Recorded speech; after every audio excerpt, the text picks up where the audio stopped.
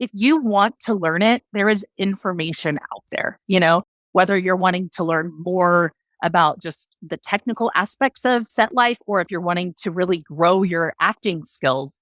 Zoom classes are such a great option because a lot of people in this faith-based world, they don't live in LA or Chicago or even Atlanta. I mean, some of them do, but a lot of us don't. This is the Faith and Family Filmmakers Podcast, helping filmmakers who share a Christian worldview stay in touch, informed, and inspired. Quiet on set. Rolling. Today's host is Jaclyn Witt. Welcome to the Faith and Family Filmmakers Podcast. My name is Jaclyn, and today I'm here with Gigi Orsillo. Gigi is an actress, and we had our conversation in our last episode about how she got to where she is with acting and all the films that she's been in. And I kind of want to pick up a little bit from the last part of our conversation. We were talking about family camp, and it was a role that you were most proud of. And, one of the things I'm guessing why you're most proud of it is you had quite a spectrum. Yeah. Your character was fun and silly, but at the same time, she ended up going through some very serious and real emotions. So is that part of why that's your favorite? For sure. Yeah, I do think it stretched me in that way. And, when you're with people like Lee Allen Baker and you're like, okay, so she is, queen of comedy. You kind of, I don't know, you're like, okay, yeah, we're leveling up here, and it can be intimidating when you're working with people who have done really big projects. But also, I don't know, I just think it's so fun to get to go from really funny and then, really emotional and dramatic. And it's fun, even in the same scene, that's also really fun when you're not crying at the beginning of a scene and then you cry in the middle and then you're laughing by the end, And that's due to great writing. Yes. Like Brian Cates, who I know you've had on the show, and Renee Gutteridge is her name. They did such a great job with that script, just making it so that there were so many ups and downs and arcs and characters. And, it's not just a funny scene or an emotional scene. Like it has these waves to it. It makes it so much more interesting to watch and so much more fun to get to be part of. So yeah, for sure. That is fun. It's fun when you look at your demo reel and on your comedy reel, you have something from a movie and on your dramatic reel, you have something from a movie. Interesting. Yeah, that's really fun. I could imagine that would be fun. So I'm curious, for myself as a writer, one of the things that we need to learn is, where is your fit, right? Like I don't write horror. It's not for me. Even mystery is something that I would have to develop to write. Right. Now, it's not to say that I couldn't do it, but it would be something new for me. Yeah. Whereas I know that I gravitate very naturally toward comedy and drama, especially when I get to combine the two. And so I know like that's my thing where I feel that's my strength and I can easily fit into that. And so for acting, I'm thinking because obviously there's all these different genres and characters and stuff. How do you know which avenue to pursue? Well, honestly, I think you kind of have to have both. You have to have a tool belt of being able to do a little bit of improv, a little bit of comedy, and then also the tools of being able to dip into that emotional thing, So I think there are probably plenty of character actors that only do, these kind of silly comedic roles or, super dramatic. But when you look at a film that is a drama, there's always a piece to it that there's comedy because nobody just wants to watch, serious drama for 2 hours. And comedy without the emotional connection of a story is just, it's like a Tommy Boy movie, So nobody nothing really, against Tommy Boy. Nothing against Tommy Boy. It's fine. I'm just saying, you know what I mean? Like you really are trying to tell a story. And I think the skit guys do that great. Yes. Yeah. And they say comedy and laughter is what tears down the walls for truth to enter. There you go. Yep. So we get to have all this comedy, but then we get to just, speak truth and have these real characters that have real problems.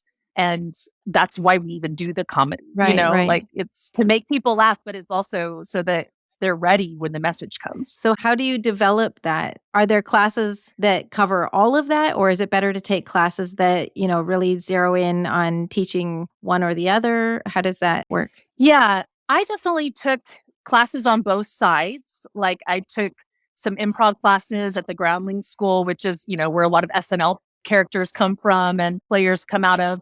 And then I went and did like Meisner technique, which is method Right. acting, which people get such a bad rap, but it really is just being able to be honest and truthful in a real emotion in a Right. scene and connecting to real emotion within you and not trying to fake it, like Mm-hmm, mm-hmm. fake that you're sad. Yeah. And so I took both of those, but then I also took on camera classes where you're having to, dip into both. So I think it's great to have classes that do all of it and even audition technique. And there are so many classes, especially after COVID. There are so many online Mm-hmm. classes you can take, Zoom classes. I mean, I live in Colorado Springs, so I'm not necessarily in Right. a Right. world where there are classes in my town that I can take. So Zoom classes are such a great option because a lot of people in this faith-based world, they don't live in LA or Chicago or, even Atlanta. I mean, some of them do, but a lot of us don't. Mm-hmm. And so it's harder to find those classes. But I think even just showing up for like, Bev Holloway does these live videos where she gives great tips, things, finding things like Gene Winger on different Mm-hmm. podcasts, this podcast, and then going to conferences, like just being hungry to Yeah. learn about the industry, about set protocols. Like if you want to learn it, there is information out there, Mm-hmm. whether you're wanting to learn more about just the technical aspects of set life, or if you're wanting to really grow your acting skills, there's so much out there Mm-hmm. for you. Yeah. Yeah. And, it's interesting. Like, I was thinking, with wanting to bring out emotions, I was thinking, like, as much as I do love acting like I did on the stage. I would love to act, but I just would so need classes. And the reason is because my emotions are so out front. I would have to learn how to hold them back. For Right. example, I don't know Yeah. how in the world you manage to keep a straight face with some of the things like with Leland and Mark Oh, Christopher Leland. and like the skit guys. Oh my goodness. How in the world do you keep a straight face when you're working with these amazing comedians? Yeah. Leland is hard. I Like bet. there was definitely one scene where he like grabs my lips in the diner and like Yes. swishes them around. And it was so late at night. I think it was our last night shooting and we broke so many times. It just was because it was so funny. Like he's Mhm. just so funny. Yeah. And I'm like, I am so sorry, you guys. It is all his fault. Yeah, Like, yeah. but yeah, it's so fun to get to work with funny people. Yeah, I bet, like, I can imagine it would just be so fun, but also, like, I know when I have Yeah. hung out with Leland, he can make anything funny, which like, when I Yeah. did a table read, I had him read for a role of, it was just a prison guard, right? But I wanted the prison guard to have a little like, there's humor behind it. Most people I Right. didn't think would get the humor that's in it, but I Yeah. thought, "Okay, even if I didn't write the You humor brought in, it to he'll bring life. it." Yeah, and he Yeah. totally I love did it. because it was funny. That's So many awesome. times this one particular line that I thought was hilarious, nobody got it until he read it. And the Yeah. way he read it, That's yeah. Oh, awesome. I know. I love that. So, yeah, writer speaking to an actor right now, like this Right. is so much fun because I love hearing, how you guys interact with the scripts, because it helps Yeah. I me bet as that's a so writer. fun when you finally get to have a Oh table my read goodness. to see it all come to life. Yeah. Like that must be so just fulfilling for you. Oh, absolutely. Yeah, and it's Yeah. a ton of fun just doing it live, with everyone. So, okay, let's talk about some maybe tips or insights or something because you've been doing this a while and even before you got into, acting to the degree that you are, like you said, you grew up on set, so you've probably seen a lot. What are Yeah. some things that you could offer for actors that are maybe just breaking into their career, or maybe they've been around for a while and they're thinking, like, how do I get beyond this? I only get like these characters that have like 5 lines. How do you break beyond that? Yeah. And that's so hard because this industry is not easy and it's full of a lot of no's. And you have to be okay in the seasons of a lot of no's and the seasons of drought, knowing that there will be seasons of plenty in the future. I Mhm. had one year where I had like 3 movies come out in the theaters and then a year where it's just like, Anybody want to cast Yeah. me in anything? But I think, first of all, knowing, is this really something that God wants me to do? Because I think some people, it feels very glamorous, like, oh, I want to be an actress. But if you aren't really called to do it and you don't really feel like, I need to do this. I mean, I remember so many people will say, if you can do anything other Yeah. than this and be happy Same. with your life, go Yeah. do it, because this is not an easy industry. Uh, And I mean, especially with writer strikes and actor strikes. And, there are definitely Yeah. seasons where you just are kind of waiting.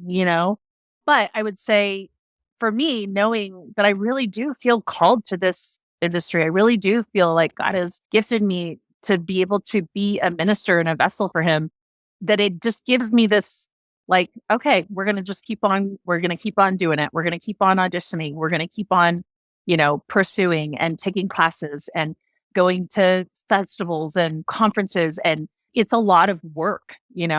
And so, I mean, just to do an audition, it's like, okay, I'm going to set up my self tape stuff and I'm going to get ready and I'm going to memorize the lines and I'm going to record it. And I have to find a reader to do it. And then I'm going to Mm-hmm. figure out which ones I want. And then I'm going to edit them. And then I'm going to it's just, people don't know the behind the scenes work that goes Yeah. into even just one audition. Right. And so, Auditioning, which you don't get paid for. right. Yeah. But I have had to learn, auditioning it's almost like training for me, because Okay. I'm at least getting to work through that scene in an audition. So Mhm. I had to kind of reset my mindset to go, okay, this is good for me. This is like Right. training for me. Because when I was in LA, like, I would go from one audition, that was back when we drove to auditions.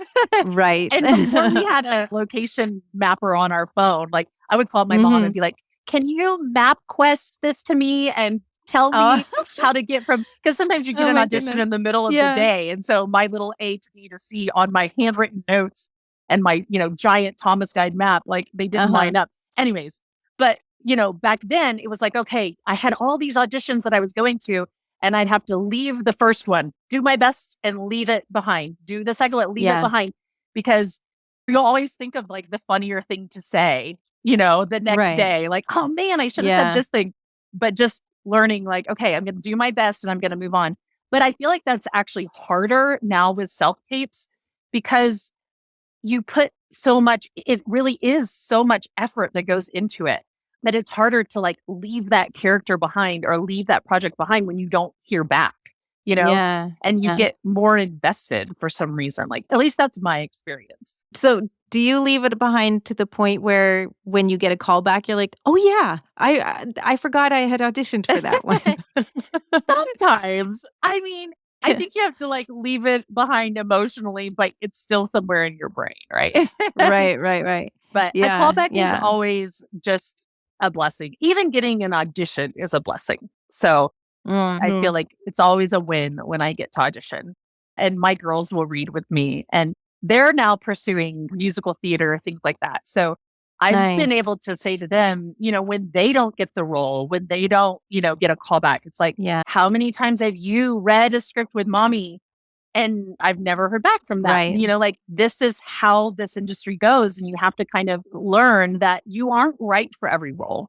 Like, Mhm. even if you do a great job, sometimes you aren't the right person for that role. And I've had to learn, a director once told me, any role that's supposed to be yours is going to be yours. Any role that Mhm. God has for you is already yours. He already Mhm. knows. So, like, you don't have to be anxious. You don't have to be, you want to do your best. Yes, train me Yeah, and yeah. prepare to be the best.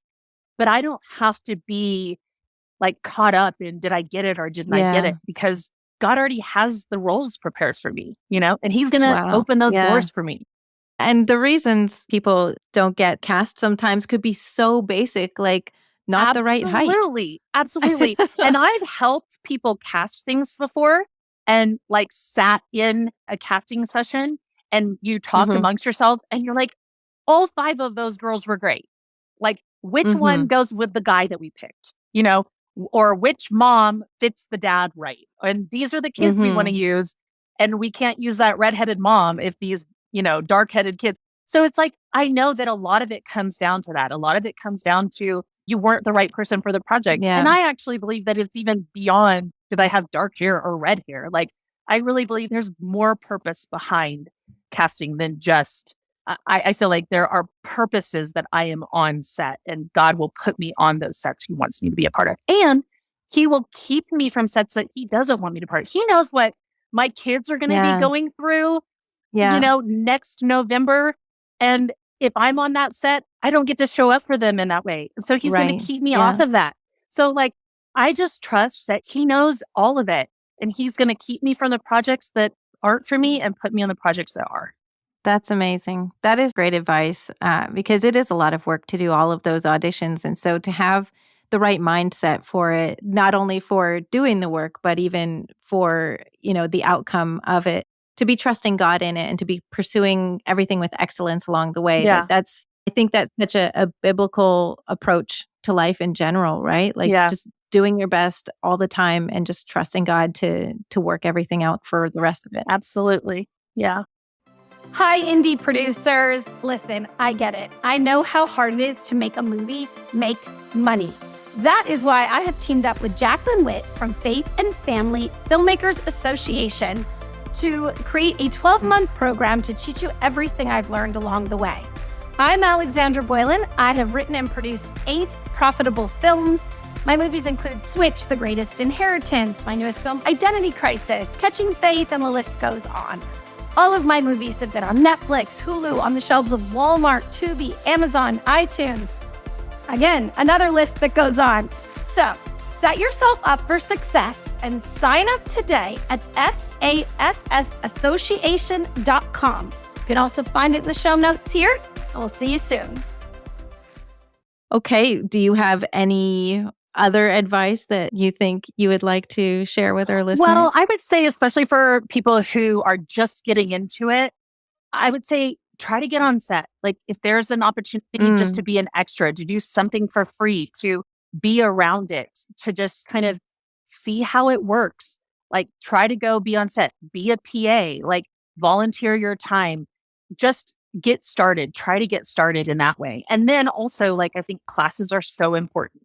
If you aren't prepared when an audition comes, then you won't get the role, So I would say right now, while you're preparing and you're learning about the industry, take as many classes as you can. Like, be hungry for it and network, follow people, be encouraging, share their projects, like be a team player. I just think that we're all on the same team here, And so for me, I'll share projects and people reach out to me and be like, "Are you in this one?" And I'm like, "No," but I know people that are, and Right. Yeah. I see what they're doing and I see the mission behind this, and I want it to be out there, like, this isn't all about me, And so I think if we can have that mindset, especially in the beginning, how can I be a servant to these people? How can I support these people? How can I encourage and, push these projects forward, even if I'm not on them? I think that's also a great way, first of all, for people to go, "Oh, who's this person? And that was nice of her to share this thing or to comment or whatever." And I don't think you have to like share everything or go spend your life on social media commenting and liking things. But I think when you see a project that you value or your friends are in, like, be encouraging to them. And actually, Yeah. that's one of the things, like, my friend Jen Gotson, when I left Hollywood, she was just kind of starting to do these bigger roles. And I was kind of sad that I wasn't acting anymore, But I would reach out to her and go, "I'm so proud of you. That movie was so great." And encourage her, encourage her, encourage her. And then when the tables flipped and she became a mommy and I started doing projects, she was like, "This is so fun. Now I get to Yeah. encourage you and support your projects and help you promote." And like, I think that's how God wants us to be. Like, we're all one big family. We're all one team. We all have the same purpose. It's not just about like, is my movie going to be successful? Right. We want all of these movies that have this message of the gospel to go forward as far as they can go, to reach as many people as they can, right? And I really do think like those encouraging words, you don't know how much those matter, especially to like, an actor or a producer or a writer who's I mean, as a writer, you write something for sometimes years you're working on something. And Yeah. for somebody Yeah. to reach out and be like, wow, that was really amazing. That touched my heart. The characters were so unique or whatever it is to be Mhm. able to encourage someone. Like, I Yeah. just think those things really do matter. When people do that to me, I'm like, oh, that really touched my heart. That gave me kind of Yeah. this like boost of, yeah, All that work came in and yeah, it hit the mark that you were shooting at. So that right. Yeah, recognition, I think part of why it's encouraging is because a lot of the time while we're doing the work, we're doing it and it's a lot of inside work, right? Which nobody right. sees a lot of that kind of work. And so, for example, like as a writer, and you said, like, yeah, I'm working on stuff for such a long time. And Yeah. there was a long time where I'm like, well, I think it's good. I don't know what anybody else thinks. Let's find out. Right. And Right. so it is definitely encouraging when someone says, hey, I see you and you're doing Yeah. great. Keep going. Like, Yeah. that's so You know encouraging. what? I've even had producers where I wasn't cast on a project reach out and say, I just want to encourage you, even though you weren't right for this project, keep going because you're doing great work. Like, Wow. that means so Yeah. much. Like, just those words of encouragement, I mean, spread them around like Yes. confetti. Yes. That's my philosophy. Yes. Well, and especially with so many no's, it is so nice to Yeah. have that encouragement Yeah. because I think it's so easy for the enemy to get in there and say, "What are you doing here?" Yeah. Look at this. Like you get no, no, no all the time, no. And so to Yeah. hold out and have that perseverance, waiting on God for the project that He's calling you to, that encouragement to keep going, it really means a lot. Yeah. Yeah. Awesome. Well, thank you so much. I've really enjoyed this conversation. I Yeah. always This love was so talking to fun. you. I know, you too. So thank you so much. And I'm going to have you come on again sometime because I love talking to you. Oh, thank you so much for having me. This was so fun. I love your podcast. Oh, thank you. Thank you for what you're doing for our community. And yeah, it's so fun. And I'm excited to work with you more in the future too. You're such a great writer. Oh, thank you. So we're going to go talk about our next project right now. Yeah. All right. Thank you for listening. We'll talk to you next time. Bye. Bye-bye. Thanks for listening to the Faith and Family Filmmakers podcast. If you would like email reminders about newly released episodes and more, please sign up at faffpodcast.com/email. That's faffpodcast.com/email. Bringing filmmakers together for faith and family. That's a wrap.